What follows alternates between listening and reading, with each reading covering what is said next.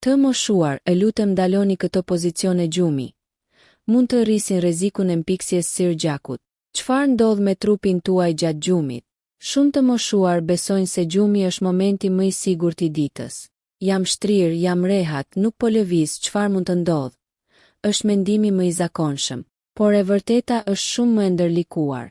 Gjatë gjumit, sidomos pas moshës 60 vjeç, qarkullimi i gjakut ngadalësohet natyrshëm. Arteriet humbasin elasticitetin, zemra pompon me më pak forcë, dhe muskujt që gjatë ditës ndihmojnë kthimin e gjakut drejt zemrës pushojnë plotësisht. Kur kjo kombinohet me qëndrim të gjatë në një pozicion, sëmundje kronike si tensioni i lartë, diabet, probleme me venat, marrje medikamentesh të caktuara, rreziku për mpiksje gjaku, tromboz rritet ndjeshëm.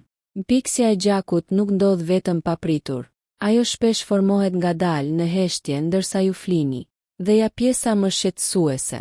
Një mpiksje e formuar në këmbë mund të shkëputet dhe të udhëtojë drejt mushkërive, duke shkaktuar emboli pulmonare, ose mund të ndikojë në tru, duke rritur rrezikun për goditje në tru. Shumë raste ndodhin në mëngjes, sepse gjaku ka qenë i palëvizur për orë të tëra. Pjesa 2. Pozicioni i parë që duhet shmangur, fjetja me këmbë të kryqëzuara. Edhe pse tingëllon e çuditshme, shumë të moshuar flen me një këmbë mbi tjetrën. Ky pozicion ushtron presion mbi venat e thella të këmbëve. Kur njëra këmbë shtyp tjetrën për disa orë, qarkullimi i gjakut ngadalësohet. Çfarë ndodh më pas? Gjaku grumbullohet në pjesën e poshtme të këmbëve. Venat zgjerohen. Presioni rritet. Mund të krijohet një mpiksje e vogël. Në fillim nuk ndjeni asgjë. Pastaj një ditë zgjoheni me dhimbje në pulp, ënjtje në njërën këmbë, ngrohtësi në një zonë specifike, ngurtësi të pazakontë. Shumë njerëz e injorojnë duke menduar, kam fjetur keq, por ndonjëherë është shumë më tepër se kaq. Pjesa 3. Pozicioni i dytë i rrezikshëm, fjetja gjithmonë në një anë, pa lëvizur. Fjetja në anë nuk është e rrezikshme në vetvete. Problemi lind kur flini gjithmonë në të njëjtën anë. Nuk ndryshoni pozicion për 6-8 orë. Keni probleme me venat. Përdorni jastëk shumë të lartë. Kur trupi qëndron i shtypur në një anë për shumë orë, qarkullimi në shpatull dhe krah ngadalësohet. Presioni mbi enët e gjakut rritet. Nëse keni arterioskleroz, rreziku shtohet. Gjaku ka nevojë për lëvizje. Edhe ndryshimi i vogël i pozicionit gjatë natës ndihmon. Trupi i rilëviz automatikisht. Por me kalimin e moshës, shumë persona flen ngrirë në një pozicion të vetëm. Kjo është ajo që mjekët e quajnë stagnim venos. Dhe stagnimi është terreni ideal për mpiksje. Pse rreziku rritet pas moshës 60 vjeç? Sepse muret e enëve të gjakut bëhen më të forta. Qarkullimi është më i ngadaltë. Aktiviteti fizik është më i ulët. Dehidratimi është më i shpeshtë. Një fakt ronditës. Shumë piksje formohen gjatë periudhave të pushimit të zgjatur, jo gjatë aktivitetit. Kjo është arsyeja pse mjekët këshillojnë lëvizje edhe në spital, edhe pas operacioneve. Dhe po gjumi i thellë i gjatë, pas një lëvizje mund të krijojë kushte të ngjashme. Shenja që nuk duhet t'i injoroni kurrë. Nëse jeni mbi 60 vjeç dhe vini re, një këmbë më e fryrë se tjetra, dhimbje të thellë në pulpë, ndjesi djegjeje ose rëndese, frymarrje të vështirë pa pritur, marramendje në mëngjes, kërkoni menjëherë kontroll mjekësor, mos prisni, mos mendoni se do kaloj vetë, pozicionin më të rrezikshëm që shumë të moshuar e konsiderojnë më të rehatshmin, gabimin me jastëkun që ngadalëson qarkullimin. Si ta përmirësoni gjumin pa rritur rrezikun? Nëse jeni mbi 60 vjeç, kjo seri mund t'ju shpëtojë jetën. Pozicioni që duket më i rehatshmi, por fsheh rrezik. Shumë të moshuar thonë, unë fle vetëm shtrirë drejt në shpinë. Është pozicioni më i mirë, por jo gjithmonë është kështu. Fjetja në shpinë bëhet problem kur këmbët janë plotësisht të shtrira dhe të palëvizshme. Përdoret dyshek shumë i butë. Jastëku është shumë i lartë. Personi nuk lëviz fare për 7-8 orë. Kur jeni shtrirë drejt për shumë orë, gjaku grumbullohet në pjesën e poshtme të këmbëve. Presioni në venat e thella rritet. Qarkullimi venos ngadalësohet. Tek të moshuarit me probleme të zemrës ose tension të lartë, kjo mund të jetë edhe më problematike. Në mëngjes mund të ndjeni rëndes në këmbë, ëndje të lehtë, ngurtësi në pjesën e poshtme të trupit. Në shumicën e rasteve kalon, por në disa raste mpiksja ka filluar të formohet gjatë natës. Pjesa 5. Gabimi me jashtëkun që shumë njerëz e bëjnë çdo natë. Një nga faktorët më të nënvlerësuar është jashtëku. Jashtëku shumë i lartë, përkul qafën përpara, shtyp arteriet karotide.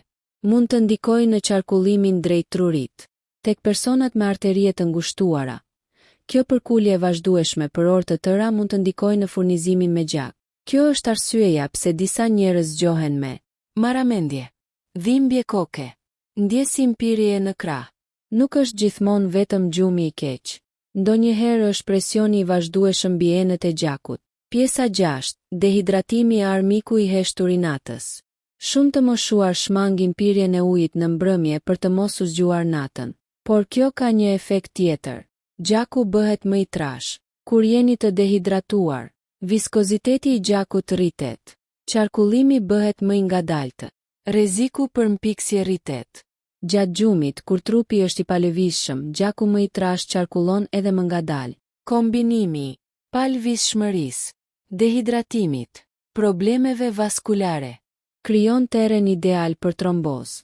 Çfarë mund të bëni menjëherë sonte? Mos flini me këmbë të kryqëzuara. Vendosni një jastëk të vogël poshtë gjunjëve për të lehtësuar qarkullimin.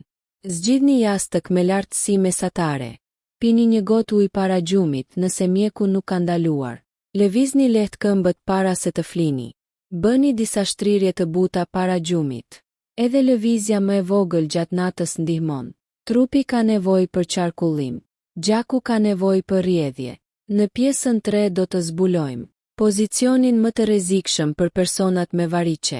Pse disa të moshuar kanë rrezik më të lartë në dimër. Një teknik shumë e thjeshtë 2 minutëshe para gjumit që mund të përmirësojë qarkullimin. Pozicioni më problematik për ata që kanë variqe.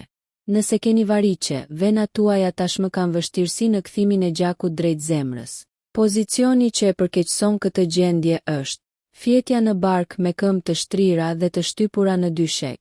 Ky pozicion ushtron presion mbi venat e këmbëve. Shtyp zonën e legenit.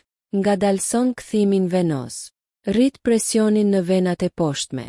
Tek personat me variqe, kjo mund të shkaktojë ëndje në mëngjes, dhimbje pulsuese, ndjesi rëndese gjatë gjithë ditës. Nëse kjo përsëritet çdo natë, rreziku për trombozë të thellë rritet ndjeshëm. Pjesa 8. Pse dimri rrit rrezikun për mpiksje? Shumë nuk e din këtë. Në dimër, lëvizim më pak. Qëndrojmë më gjatë në shtëpi. Pim më pak ujë. Enët e gjakut ngushtohen nga i ftohti. Kjo kombinon 4 faktorë që ngadalësojnë qarkullimin. Nëse shtohet edhe një pozicion i gabuar gjumi, rreziku bëhet më i madh. Statistikisht, shumë episode të trombozës raportohen pas periudhave të gjata pasiviteti, jo vetëm pas udhëtimeve të gjata, por edhe pas ditëve të tëra pa lëvizje. Pjesa 9. Teknika 2 minutëshe para gjumit që mund të ndihmojë. Nuk kërkon pajisje. Nuk kushton asgjë. Para se të shtriheni, uluni në shtrat. Ngrini këmbët pak mbi nivelin e zemrës, mund të mbështeteni në mur. Lëvizni këmbët lart poshtë për 1 minutë. Bëni rrotullime të lehta të kyçeve. Kjo aktivizon qarkullimin, ndihmon kthimin venos, ul stagnimin e gjakut, përgati trupin për gjumë më të sigurt. Edhe 2 minuta mund të bëjnë diferencë. Kur duhet të flisni me mjekun, konsultohuni nëse keni histori familjare me trombozë, variqe të avancuara, operacione të fundit, probleme me zemrën, diabet, mbipesh. Gjumi është i domosdoshëm, por pozicioni ka rëndësi. Përfundimi. Jo çdo pozicion gjumi shkakton mpiksje, por kombinimi i moshës së avancuar, palëvizshmërisë së gjatë, dehidratimit, problemeve vaskulare, mund të krijojë kushte të favorshme për formimin e mpiksjes. Ndryshime të vogla. Lëvizni pak gjatë natës. Mos qëndroni në të njëjtin pozicion për orë të tëra. Mbani këmbët pak të ngritura. Qëndroni të hidratuar. Trupi juaj ka nevojë për qarkullim. Gjaku juaj ka nevojë për rrjedhje. Kujdesuni sonte, sepse parandalimi fillon para se të mbyllni syt.